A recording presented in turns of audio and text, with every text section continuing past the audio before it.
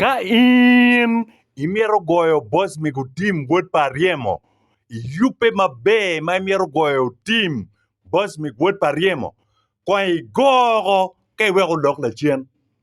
Dok ka in iyupego mabe ma imiero nego Bosmic Otim, kwa ineko ka iluong tibune, unywe kor tibune, bot juma ki kor tibo, ka ipenj la chien.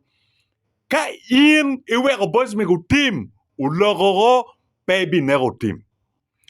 Teka iweko Bosmic Otim, ulogogo mano ini yupe me goyo Bosmic Otim wuod Pariemo, pebi goyo tim Bosmic wuod Pariemo matwat, ibi jado. Doka imiero pido banye ni boro tim, chier mer chi chak mako mayako jami, chi yake chiat kiyo, chi banye ni kibichudo. Ento ka iweko tim ulogogo, banye ni peu bichudo. Donga choli amiro awach bot wundo ko tuju wunjo ma winyo leb duo. Ni logman ma kombedi utim tiga kwero nene en pechwalo nying dano statehouse. Amira wechi wuweng do amalati me jemo ni utim uchwale nying dana do achuri mapol statehouse. An ki koma machalo His Excellency Dr. Daniel Soka abi kati ki nying dano ma utim uchwalo gi statehouse kidoko chwalo bot CMI igamente me tubugi me dwalogi me wilo ka ng'unye me wilo ka tere weke mie tich. Ana wajubu kama leng ni igamente pa NRM weke mi tich no kong ini kodo wanchuli. Weke mi dok tij maken no kong ini nego achul la wori. Weke mi dok tij maken no kong ini dubu achul la wori. Uniang lok enini. Promotion may neno ay wobe chuli ke anyera chuli giti ka giti none because gu charo remo pa chuli luwotki. Gu nega chuli luwotki. Gu doba chuli luwotki. Gu chubu wan chuli luwotki weke wil ka ngwengi.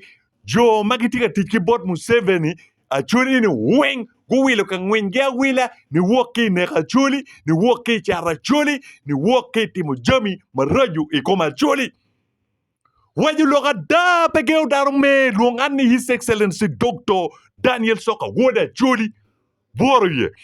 Now gimatie maomiero nge mabe anabikati kinying dano eniko weng aneno jomukene luoro team Bosmic wuod Pariemo. Ana pekingi. Ana pekin jo maluor Bosmic Otim wuod Pariemo dok jo magivor gini a winyo vor jo ken ento peo before Daniel Soka. A muy kwiji. Ana yewe Otim reo yo duju. Pien a ekpose a waji ni ngabu timo we ijang yat. Kamo matwer kwale ye chuli dok peke a chuli weng gungeo. Ni Bosmic Otim ti konman, Bosmic Otim la kuo, Bosmic Otim la yak dano, Bosmic Otim la chat dano, Bosmic Otim la tunge ki remo, dok dano ma raj. En kit en pe ya churi. Kit ma Bosmic Otim ti nyurne koma chuli warni, kit en no peke ya chuli. Winya kany. Kombedi ma logoni. Museveni unyo abiro kira luo kere unyo kero tim luo kere ni la wie utali tie Kenya ubini Kenya pi niana ya dek ento fudo ma oeni lutino Uganda unyo anyoli be Uganda maki kidnapping gen tie makaro pia rio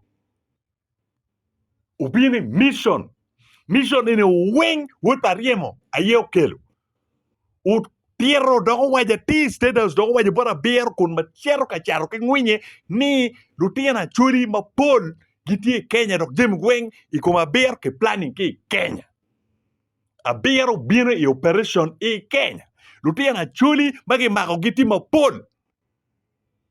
Dano magi mako giti mapol. Lulok kiki mako giti mapol. A biero tipi ni ana dek. Ma la dit team leader nyo ngat ma dit. Mawana logo kitgi. Uchwalo lok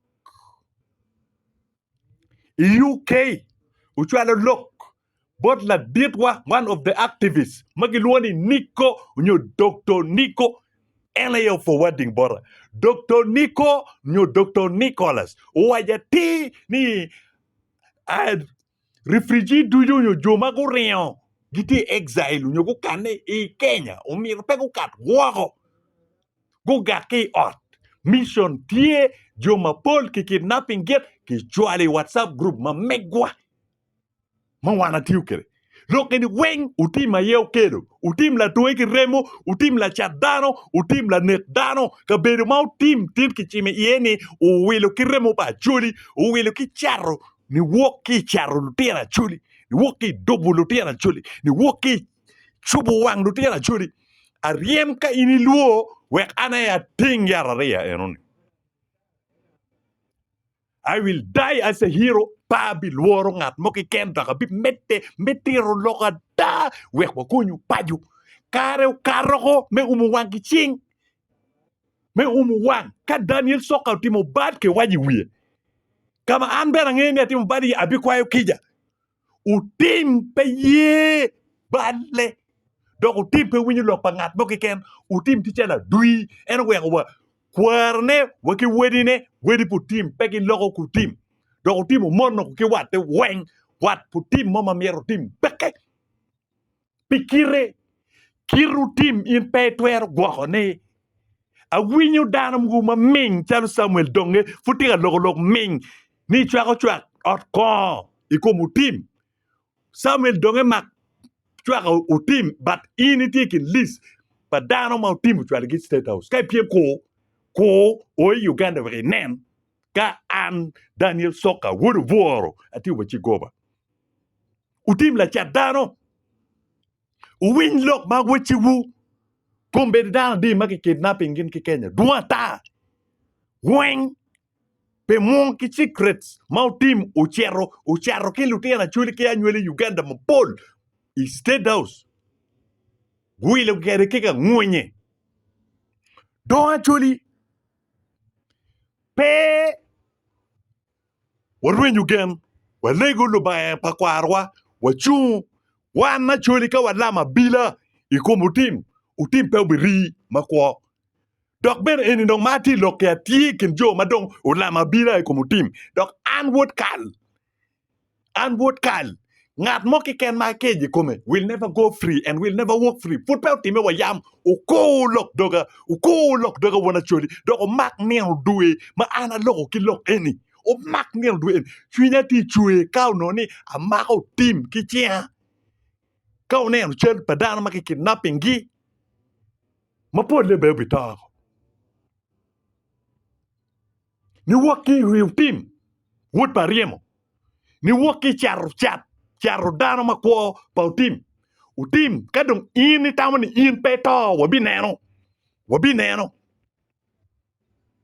wakir wa wek dong wanen ka in ti god a joga ni moni me wajeni wek dong wanen in ne tani tamani in kene ye ngeu tiet in kene ye ngeu jogi dok in kene ye ngeu la mudogi bot luba pakwarwa machala churi ngat mo ki ken mo chara chuli do timo chuli le wore marach luba pakwarwa pe weko ugili ye abayo la chich